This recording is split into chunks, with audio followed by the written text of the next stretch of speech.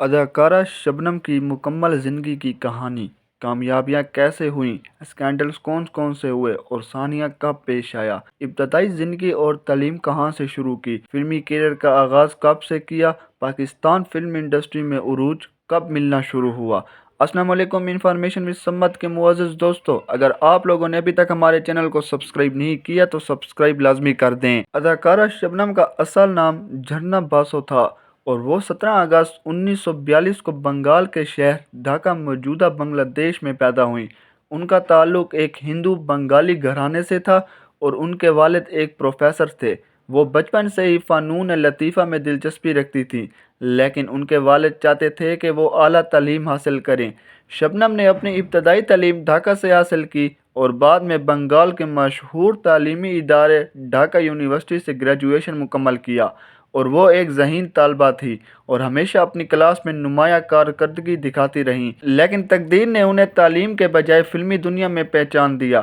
شبنم نے 1960 کی دہائی میں مشہور بنگالی فلموں سے اپنے کیریئر کا آغاز کیا اور وہ اپنی خوبصورتی، معصومیت اور شاندار اداکاری کی بدولت جلد ہی فلم انڈسٹری میں مشہور ہو گئیں۔ ان کی پہلی بنگالی فلم راجدھانی تھی، جو بہت کامیاب رہی۔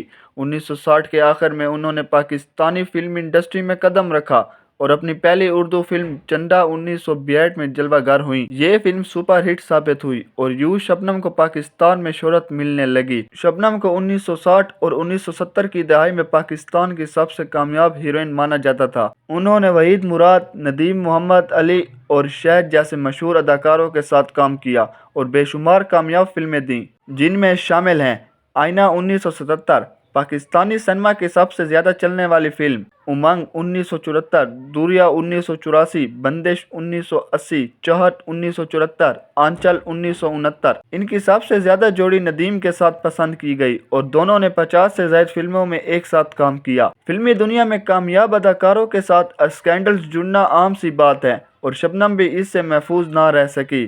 شبنم اور ندیم کی جوڑی کو پردے پر بے حد پسند کیا گیا، لیکن جلد ہی ان کی دوستی کے چرچے فلمی دنیا سے باہر بھی ہونے لگے۔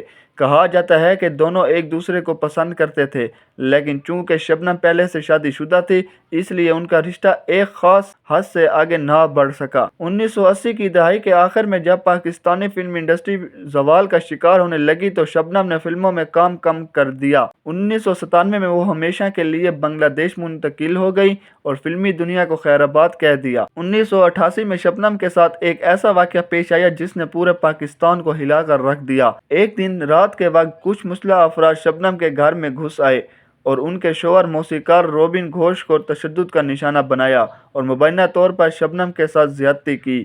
یہ کیس پاکستان کی تاریخ کے خوفناک جرائم میں شمار ہوتا ہے۔ پولیس نے فوری کارروائی کرتے ہوئے ان مجرموں کو گرفتار کر لیا اور بعد میں عدالت نے مرکزی مجرم فاروق بندیال کو سزا سنائی۔ یہ واقعہ شبنم کی زندگی کا سب سے بھیانک لمحہ تھا اور اس کے بعد وہ مکمل طور پر میڈیا سے دور ہو گئیں۔ شبنم نے اپنی زندگی کا زیادہ تر وقت پاکستان میں گزارا، لیکن وہ بنگلہ دیشی تھی۔ ان کی شادی مشہور موسیقار روبن گھوش سے ہوئی، جو کہ ایک عیسائی تھے۔ دونوں کا رشتہ بہت محبت بھرا تھا اور روبن گھوش ہمیشہ شبنم کے ساتھ کھڑے رہے۔ روبن گھوش 2016 میں انتقال کر گئے اور شبنم اس کے بعد مزید تنہا ہو گئی۔ وہ زیادہ تر وقت ڈھاکہ میں ہی گزارتی ہیں اور بہت کم کسی تقریب میں نظر آتی ہیں۔ 2019 میں شبنم نے پاکستان کا دورہ کیا، جہاں انہیں لائف ٹائم اچیومنٹ ایوارڈ سے نوازا گیا۔ انہوں نے پاکستانی عوام کی محبت کو سراہا اور کہا کہ وہ ہمیشہ پاکستان کو اپنا دوسرا گھر مانتی ہیں۔ شبنم آج بھی لوگوں کے دلوں میں زندہ ہے اور ان کا فلمی سفر پاکستان کی تاریخ کا ایک سنہرا باب ہے۔ ان کی معصوم اداکاری، خوبصورتی اور لازوال فلمیں آج بھی مداحوں کو یاد ہیں۔ اداکارہ شبنم کی زندگی عروج و زوال، کامیابیوں اور حادثات کا مجموعہ ہے۔ وہ نہ صرف ایک عظیم فنکارہ تھی بلکہ ایک مضبوط عورت بھی ثابت ہوئیں، جنہوں نے اپنی زندگی میں بے شمار مشکلات کا سامنا کیا لیکن ہمیشہ عزت اور وقار کے ساتھ رہیں۔ پاکستانی فلم انڈسٹری میں ان کا نام ہمیشہ سنہری الفاظ میں لکھا جائے گا اور ان کی فلمیں ہمیشہ لوگوں کے دلوں میں زندہ رہیں گی۔